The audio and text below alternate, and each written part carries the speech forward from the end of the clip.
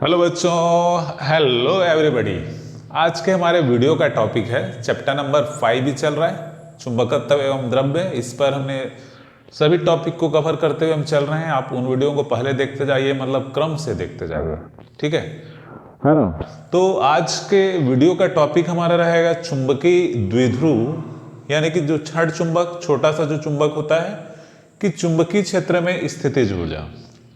जब भी ऊर्जा या स्थिति ऊर्जा की बात होती है तो वो कहाँ से आता है? कार्य से, क्योंकि कार्य करते हैं किसी वस्तु पर तो वो उसमें ऊर्जा के रूप में संचित होती है। तो यदि किसी चुंबक को या किसी वैद्युत चुंबकीय द्विध्रुव को चुंबकीय क्षेत्र में रखा जाए तो उस पर एक बल युग्म कार्य करता है जो उसे चुंबकीय क्षेत्र के समांतर लाने का प्रयास करता है। मतलब किसी चुंबक को या चुंबकीय द्विध्रुव को चुंबकीय क्षेत्र में रखा जाए तो उस पर बल युग्म कार्य करता है जो उसे चुंबकीय क्षेत्र के समांतर लाने का प्रयास करता है या चुंबकीय क्षेत्र की दिशा में संरेखित करता है। अर्थात वहां पर कार्य होता है। तो वही जो कार्य होता है, या चुंबकीय क्षेत्र में जैसे हम किसी चुंबकीय द्विध्रुव को घुमाते हैं तो घुमाने के लिए क्या करना पड़ता है? हमको कार्य करना पड़ता है। तो वह किया गया कार्य क्या होता है? उसकी स्थितिज ऊर्जा।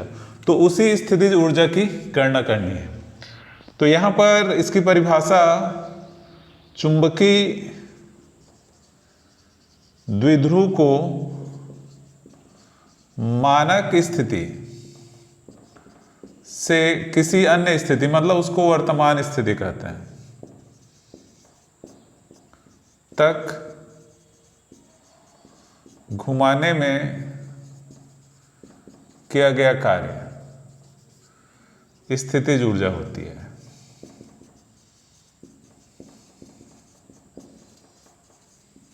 ठीक है।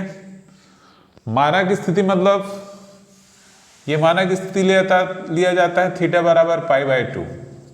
मतलब ये पोजीशन, यदि द्विध्रुव पहले ऐसे हो, चुंबकीय क्षेत्र के साथ 90 अंश का कोण बनाता हो, उसके बाद उसको किसी अन्य स्थिति में घुमाया जाए तो जितना कार्य करना पड़ेगा वो कार्य होगा स्थितिज ऊर्जा।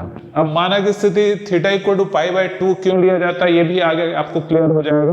आप वीडियो को अंत तक देखते रहें, पूरा सारा चीज क्लियर होगा।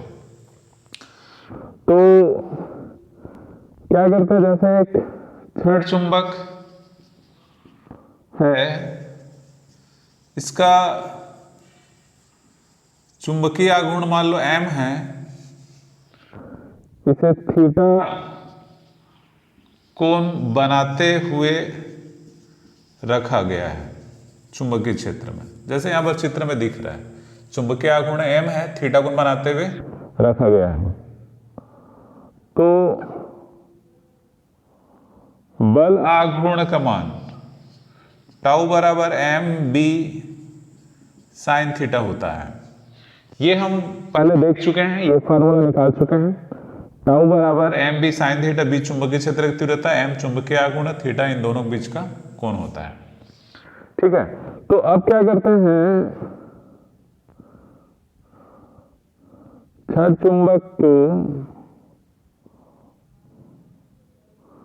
अल्प कोण डी थीटा, बहुत छोटा कोण, अल्प कोण डी थीटा से घुमाने में,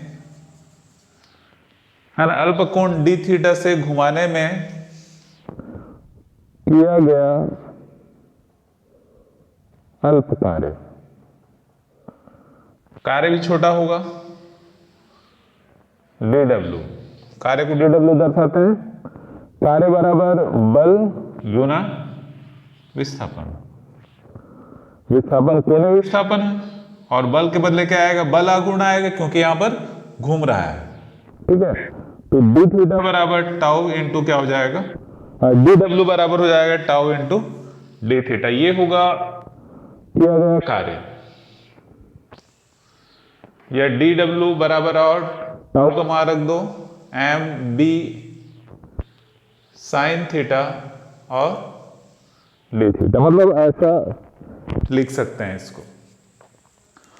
अब हम कोई भी एंगल के लिए देखें, है ना, क्षण चुंबक को θ1 से θ2 तक घुमाने में कार्य, है ना, क्षण चुंबक को θ1 से θ2 तक घुमाने में किया गया कार्य, तो ये होगा W बराबर dW। मतलब ये जो छोटा कार्य है उसका θ1 से θ2 तक क्या होगा, समाकलन। क्योंकि कार्य छोटे छोटे रूप में हो रहा है, हमको पूरा कार्य चाहिए, तो उन सब का क्या करेंगे, समाकलन। समाकलन मतलब सिग्मा भी लेते हैं, योग को दर्शाता है, छोटे छोटे कार्यों का योग है, तो पूरा हो जाएगा θ1 से θ2 तक घुमाने में किया गया कुल कार्य होगा। सिंपल सी बात है, कार्य को हम एक साथ तो नहीं कर सकते हैं, है ना, थोड़ा थोड़ा करके करते हैं तो बड़ा कार्य हो जाता है, तो वैसा ही है। ठीक है, या इसको और लिख सकते हैं θ1 to θ2 dW को वैल्यू यहां पर कितना, ये mb sin θ dθ, इसको हमें सॉल्व करना है। तो ये m और b बाहर निकल जाएगा, कांस्टेंट है θ1 θ2, ओनली sin θ बचेगा क्योंकि θ के सापेक्ष समाकलन हो रहा है। θ के सापेक्ष यहां पर, है ना, sin θ का समाकलन क्या होगा, माइनस कॉस θ, और लिमिट यहां पर क्या है θ1 to θ2, तो ये W बराबर हो जाएगा mb minus cos θ2 minus minus plus हो जाएगा कॉस θ1, है ना, θ के बदले पहले इसको रखते हैं, फिर θ के बदले इसको रखते हैं, बीच में माइनस रहता है, माइनस होने के कारण प्लस। या इसको एक स्टेप और, यहां से माइनस को बाहर निकाल दें, तो ये हो जाएगा cos θ2 माइनस cos θ1। ठीक है, इसको कोई समीकरण नंबर दे सकते हो। तो ये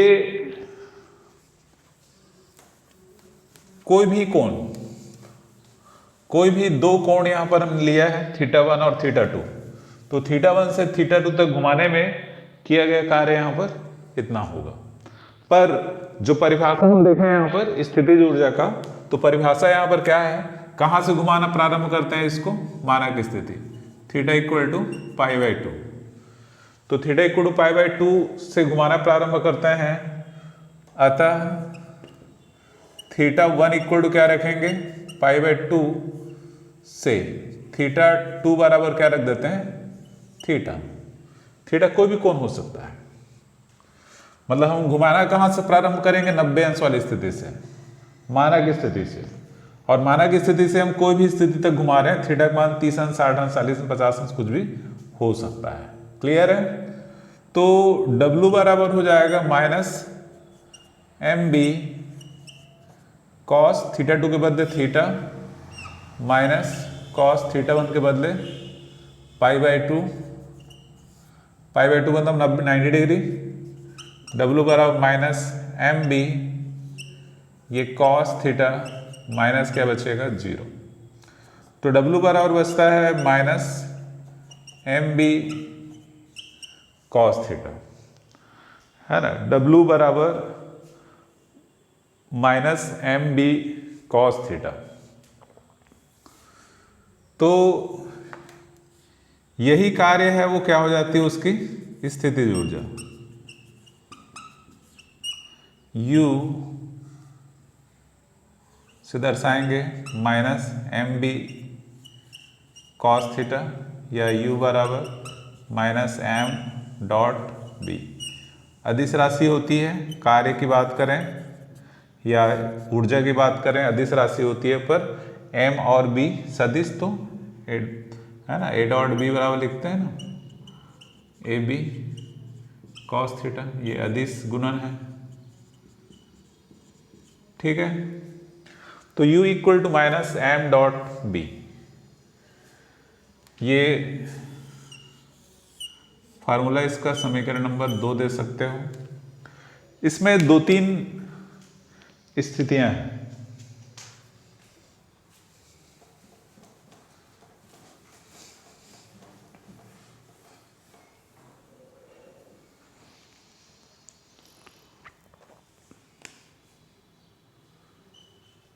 केस फर्स्ट, थीटा बराबर 0। थीटा बराबर 0 का मतलब है कॉस 0 बराबर क्या हो जाना, 1। बताइए ऐसा है, ये चुंबक इसका इस तरफ होगा m, b भी इधर ही है ना, b और m दोनों एक ही दिशा में है। थीटा का मान इस केस में क्या हो गया है, 0 हो गया है। ठीक है, थीटा का मान इस केस में 0 हो गया है, तो समीकरण 2 से u बराबर क्या रिजल्ट आएगा, -mb। कॉस थीटा का मान क्या होगा, 1 हो जाएगा इस वाले कंडीशन से। तो ये इसका न्यूनतम स्थितिज ऊर्जा होगा। न्यूनतम स्थितिज ऊर्जा होगा जब m और b समांतर, यहां पर है ना, m समांतर क्या है, b है, तो स्थितिज ऊर्जा क्या होगी, न्यूनतम होगी, और ये स्थायी संतुलन की अवस्था होगी।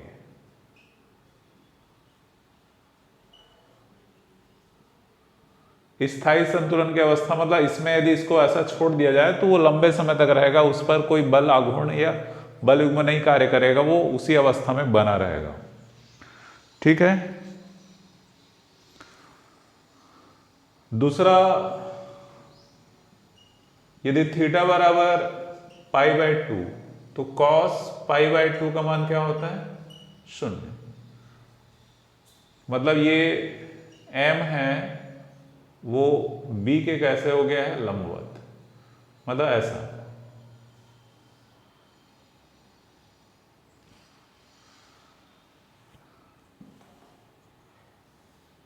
b ऐसे ही है,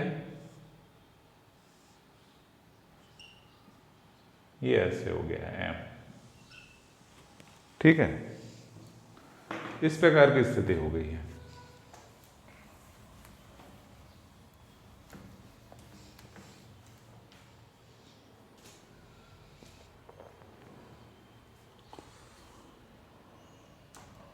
है ना, b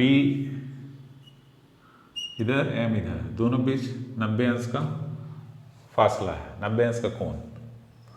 cos 90 0 होता है, तो समीकरण 2 से फिर लें यहाँ पर, तो u इक्वल टू क्या हो जाएगा, -mb cos π/2। cos π/2 0, तो ये क्या हो जाएगा, 0। u का मान 0 हो गया, इसीलिए थीटा इक्वल टू π/2 को क्या कहते हैं, मानक स्थिति,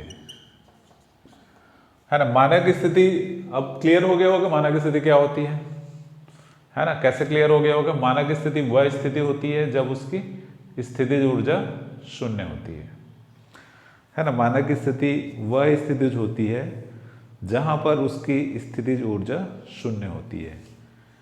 ठीक है, क्लियर है समीकरण। अब इसमें एक और केस ले सकते हैं, थर्ड, थीटा इक्वल टू 180 या पाई, है ना, b इस तरफ है, इधर s इधर n,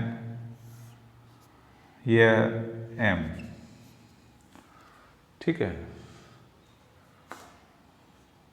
m व b कैसे हैं, विपरीत दिशा में, इनके बीच 180 अंश का कोण बनता है ऐसे। ठीक है, cos 180 का मान होता है -1। इस आधार पर समीकरण 2 से यदि हम देखें, समीकरण 2 से तो क्या हो जाएगा, u इक्वल टू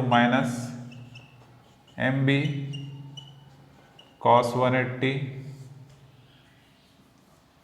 तो ये हो जाएगा u बराबर -mb, इसका मान -1, तो u इक्वल टू प्लस हो जाएगा ये mb, ये अधिकतम होता है। ठीक है, अधिकतम मान, मतलब ये इस पोजीशन में रहेगा, चुंबकीय क्षेत्र के विपरीत रहेगा। यदि चुंबकीय आघूर्ण है तो फट से ऐसे घूमने का प्रयास करेगा, और इसी अवस्था में हमको अधिक कार्य करना पड़ेगा। इस अवस्था में सबसे अधिक कार्य होगा, इसलिए स्थितिज ऊर्जा क्या होगी, अधिकतम होगी। और इसको अस्थायी संतुलन की अवस्था कहते हैं,